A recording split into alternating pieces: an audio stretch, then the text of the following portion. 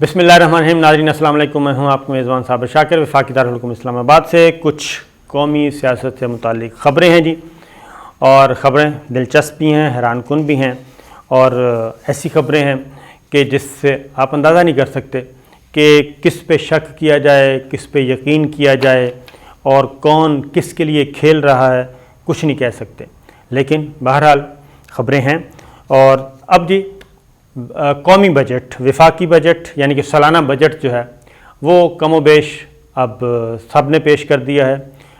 وفاقی حکومت نے پیش کر دیا, سندھ نے بھی پیش کر دیا, بلوچستان نے بھی, اور خیبر پختونخوا کی حکومت نے بھی, اور سب سے پرامن ماحول جو ہے پنجاب نے بھی کر دیا, اور سب سے پرامن ماحول جو ہے وہ رہا خیبر پختونخوا میں.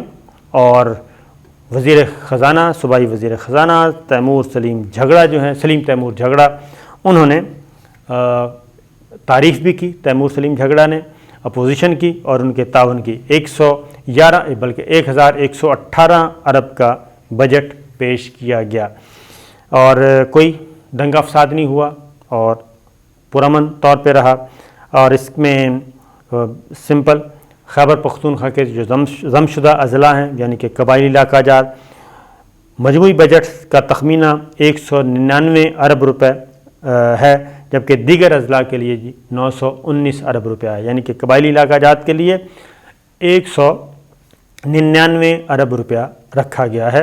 قبائلی علاقہ جات آپ کو معلوم ہے جی کہ بہت امپورٹنٹ ہیں, اور یہ ایک طویل عرصہ یہاں پہ جنگ رہی, بدامنی رہی, کالعدم طالبان, افغانستان سے مداخلت, اور ہمارا دشمن ملک انڈیا اس کی مداخلت باقاعدہ طور پہ, اور یہ تھا کہ جس کو بس الگ کرنا ہے, ڈیورنٹ لائن کا معاملہ. لیکن اللہ کا شکر ہے پاکستان نے ان سارے مسائل کو حل کیا, اور اب 200 ارب روپے کا ترقیاتی بجٹ وہاں کے لیے رکھا گیا ہے, اور قبائلی علاقہ جات قومی دھارے میں عملاً لانے کے لیے پوری کوششیں کی جا رہی ہیں. پھر مجموعی طور پر تنخواہوں میں جی 37% اضافہ کیا گیا ہے. خیبر پختونخوا پاکستان تحریک انصاف کی حکومت ہے, پینشن میں 10% اضافہ کیا گیا ہے, اور کم سے کم ماہانہ اجرت 21,000 روپے, 20,000 کے بجائے 21,000. باقی ملک کے دیگر علاقوں میں 20,000 تھا, خیبر پختونخوا نے 1,000 زیادہ کیا ہے. اور ترقیاتی منصوبوں کے لیے 371 روپے. گاڑیوں کی رجسٹریشن کی فیس کم کر کے صرف 1 روپیہ کر دی گئی ہے, اور آپ سن کے حیران ہوں گے تعلیم کے لیے 200 ارب روپے سے زائد رکھے گئے ہیں جی. اور معذور بچوں کے لیے رحمت للعالمین فنڈ قائم کرنے کا فیصلہ کیا گیا ہے. یہ ہے خیبر پختونخوا کا بجٹ جی, اور اس میں اور بھی بہت ساری چیزیں ہیں, اور اچھا بجٹ کہا جا رہا ہے, اور اس میں نئے ٹیکس ویکس بھی نہیں عائد کیے گئے. دوسرا بجٹ پیش کیا گیا بلوچستان اسمبلی کا, لیکن بلوچستان اسمبلی میں جی بہت زیادہ اس کے باہر ہلہ گلہ. ایون وزیر اعلیٰ خیبر بلوچستان جو ہیں جام کمال, وہ بھی اس کی زد میں آئے, وزیر بھی اس کی زد میں آئے, اور یہ ہمیں پارلیمنٹ صوبائی اسمبلی کے باہر یہ مناظر دیکھنے کو ملے. اب آتے ہیں ذرا وفاقی دارالحکومت اسلام آباد میں بجٹ پر بحث ہو رہی ہے, اور بجٹ پر بحث آج تھی جی بلاول بھٹو کی تقریر, اور ان کے مقابلے میں تھی حماد اظہر کی تقریر.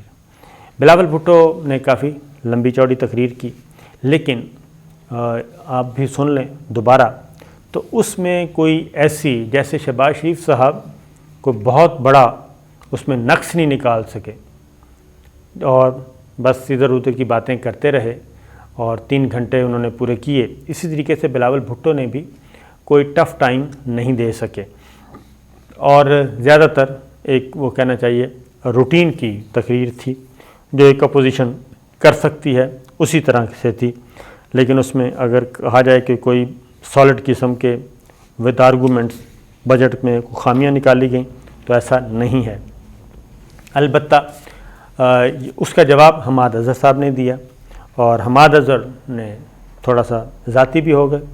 انہوں نے کہا کہ منہ ٹیڑھا کر کے انگریزی بولنے سے کرپشن کا دفاع نہیں کیا جا سکتا. حماد اظہر کو بتا رہے تھے وہ, اور اسی طریقے اس سے بھی زیادہ سخت گفتگو بھی کی کہ سینے پر لگے کرپشن کے داغ انگریزی بولنے سے صاف نہیں ہوں گے.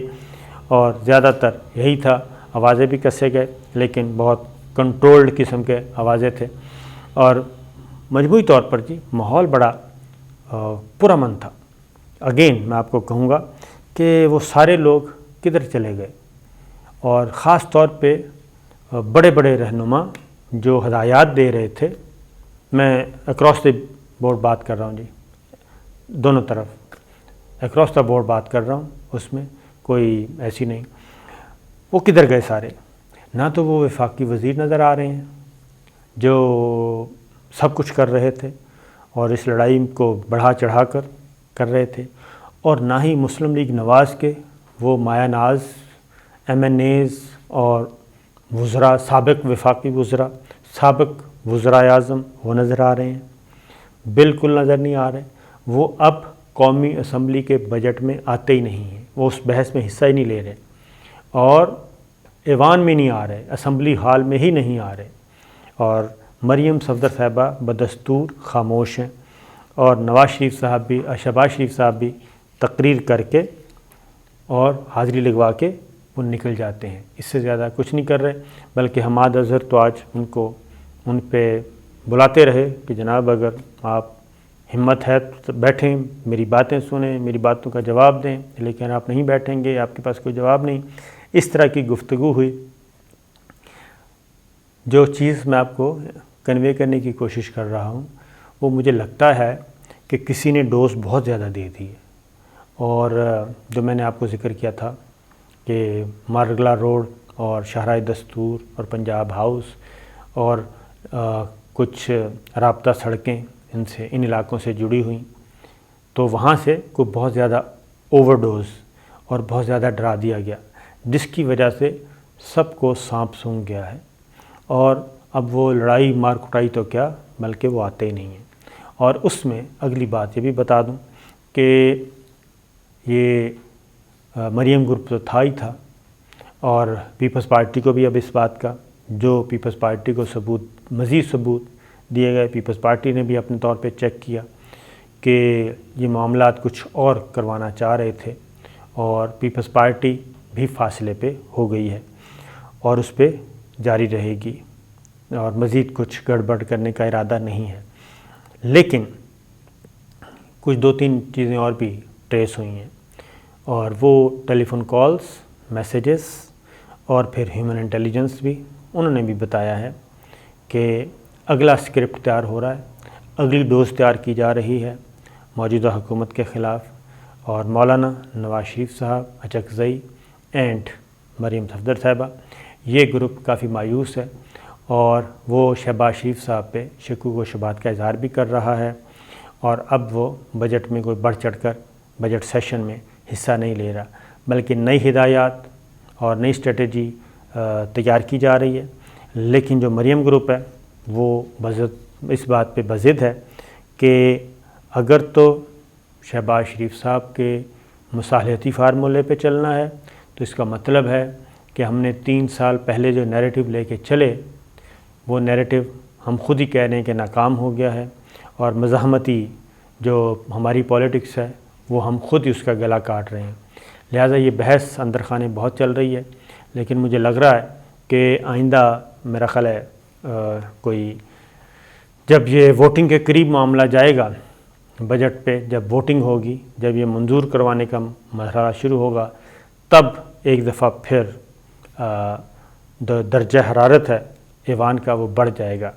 اور اسی طریقے سے پاکستان تحریک انصاف نے بھی کچھ تھوڑے سے لوگوں پہ شکوک و شبہات کا اظہار کر رہے ہیں، اور وہ شکوک و شبہات اسپیکر قومی اسمبلی اسد کیسر صاحب پہ PTI کے اپنے ہی لوگ ان کو تنقید کا نشانہ بنا رہے ہیں، ان کی نیت پہ شبہ کیا جا رہا ہے، اور ان کا کہنا ہے کہ اسپیکر قومی اسمبلی اسد کیسر صاحب نے جو ایکٹ کیا وہ درست نہیں تھا، بلکہ اور جو لوگ سسپینڈ کیے 7 وہ بھی بیلنسنگ ایکٹ، انہوں نے کہا کہ یہ بیلنسنگ ایکٹ ہے، اور اگر اسپیکر اسد کیسر صاحب چاہتے تو بے شمار لوگوں کو سسپینڈ کیا جا سکتا تھا. ان کے پاس اختیارات ہیں، جو وہ کہہ رہے ہیں کہ ان کے پاس اختیارات نہیں اسپیکر کے پاس، وہ غلط ہے.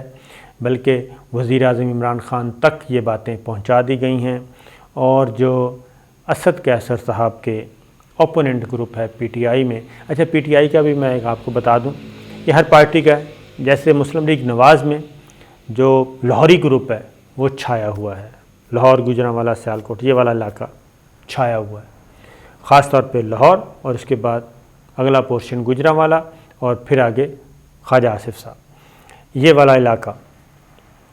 اگر آپ پیپلز پارٹی کو لیں تو وہاں پہ جو سندھ کے پیپلز پارٹی کے رہنما ہیں ان کا کنٹرول ہے، وہ ان کی گرپ ہے۔ پنجاب پیپلز پارٹی کو وہ کچھ نہیں پوچھتے، گھاس بھی نہیں ڈالتے، اور یہی چیز ہے پاکستان تحریک انصاف میں۔ یہاں پہ جو کے پی کے کا دھڑا ہے وہ ذرا سٹرونگ ہے، اور کے پی کے سے باہر کے لوگ وہ ذرا تھوڑے سے پیچھے ہیں، کمزور ہیں۔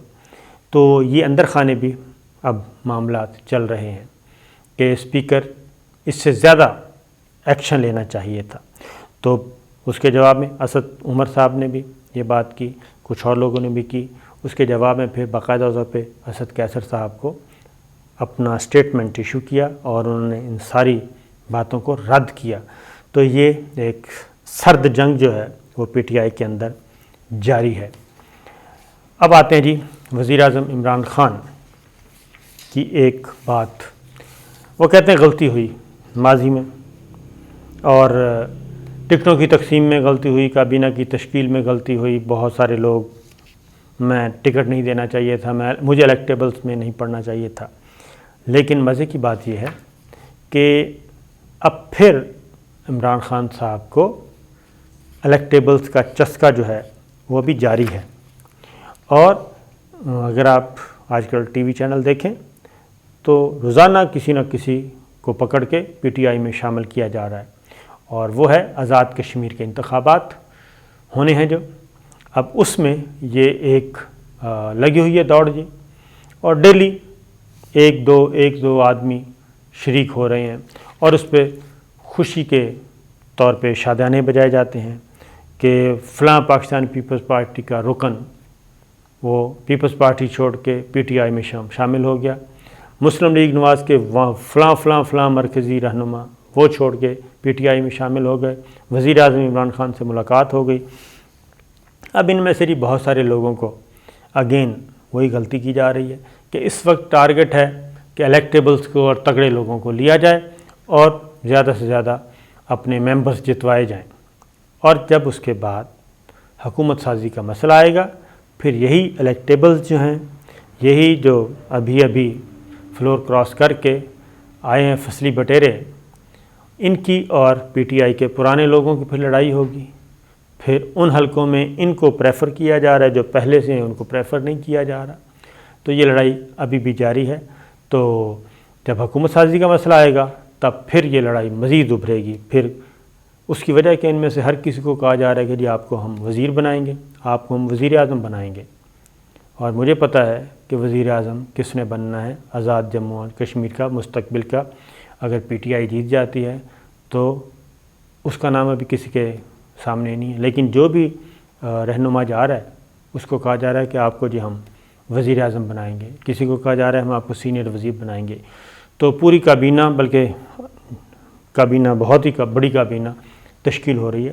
تو میرا خیال ہے کہ وزیر اعظم عمران خان جو ہیں ان کو سوچنا چاہیے اور اس طرح کے فیصلے نہیں لینے چاہیے، اور ورنہ وہی کچھ ہوگا، جوتوں میں دال بٹے گی جیسے کہ اب بٹ رہی ہے۔